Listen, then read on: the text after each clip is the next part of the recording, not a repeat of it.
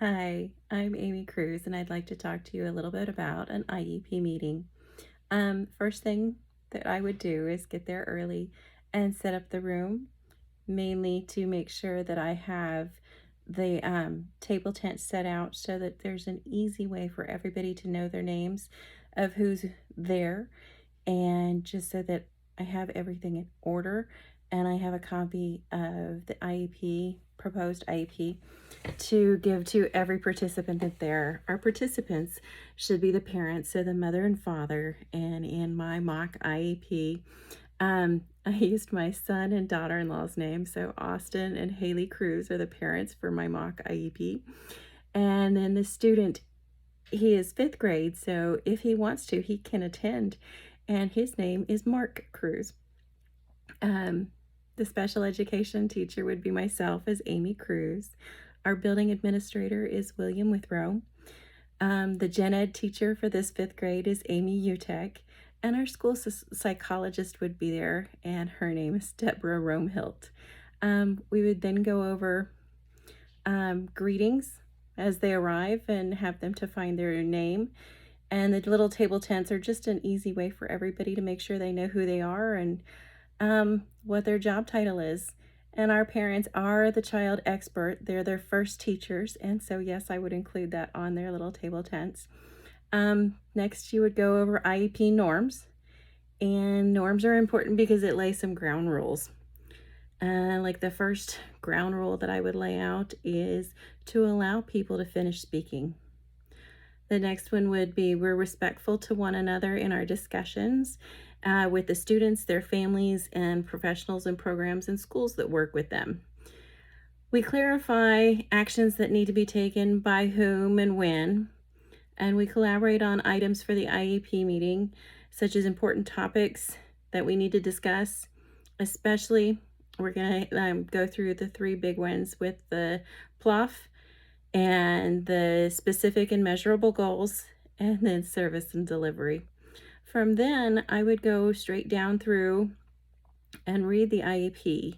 I would have the general education teacher show some work samples from her room. I would show some work samples from my room, and the school psychologist show some of the data from her observations and assessment that she's been giving. So a sample for the PLA for the present levels of academic achievement and functional performance would be: Mark is now a 5th grade student in Mrs. Utek's classroom.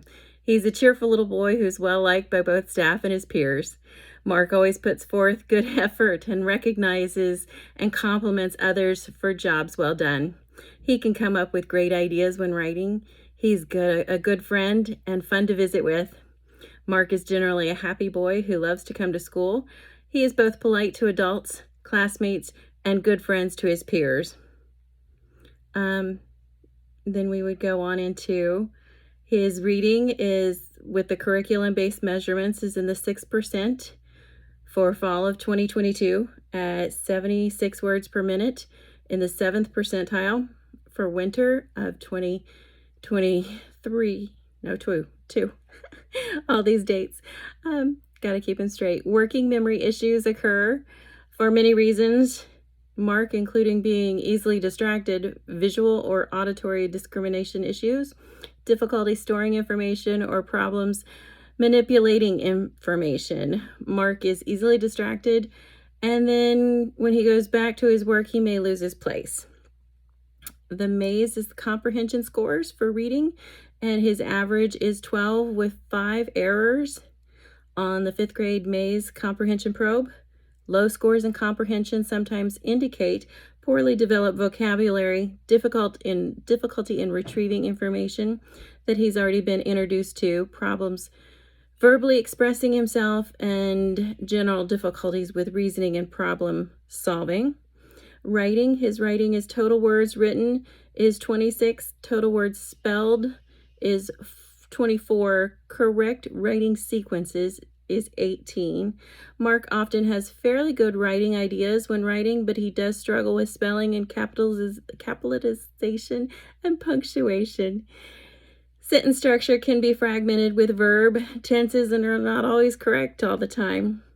For his math, He has a score of 19, 15, and 14 on the 5th grade math curriculum-based fluency measure. It started just one digit correct in the fall, and it appears that Mark has not committed his math facts to memory, and that is apparent when confronted with timed math assessments.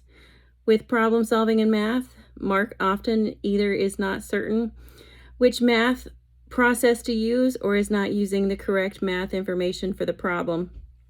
And then I would just keep on going through the IEP. We would stop for questions.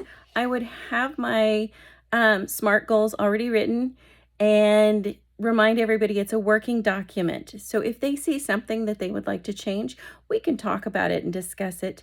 We go over the service, the ways we would get his service done.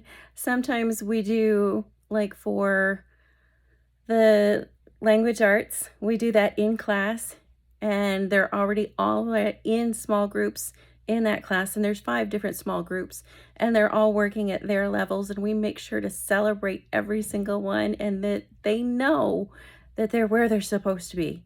That is the level that they need to be at to grow and learn and to move on from there. And we celebrate everybody's spot in that. With the math, they stay in for some of the math program, and then they get pulled out for more individual specialized help, and they come over to this bedroom. And we go over it a little bit slower. We make sure we go over the math facts. And then there's the other part of it is the online component with iReady's math in my path that skill builds.